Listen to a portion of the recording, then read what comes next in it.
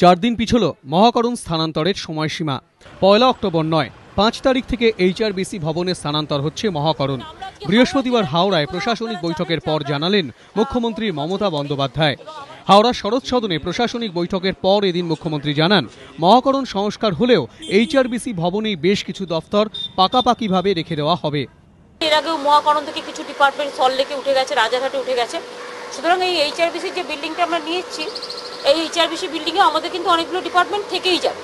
তার কারণ হচ্ছে ভালোই তো একটু যদি ডিসেন্ট্রালাইজ হয় এবং এই সুযোগে যদি জেলাগুলো উন্নয়ন হয় তাতে ক্ষতি কি আছে। কিন্তু আপাতত যেটা আমরা করবো 5ই অক্টোবর থেকে সম্ভবত আমরা আসবো।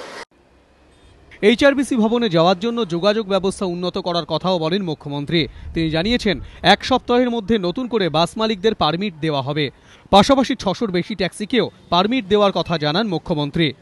এখানে প্রায় 234টা নতুন বাস রুটের পারমিট দেওয়া হচ্ছে। এটা 7 দিনের মধ্যেই দিয়ে দেওয়া হবে। তাতে কি হবে, নতুন 234টা বাস চলবে হাওড়ায় নতুন করে। এছাড়াও ধরুন ফেরি সার্ভিস থেকে শুরু করে আরো ট্যাক্সিরও কত দেওয়া হচ্ছে, যেন এখানে সামথিং ট্যাক্সিও এখানে পারমিট দেওয়া হচ্ছে।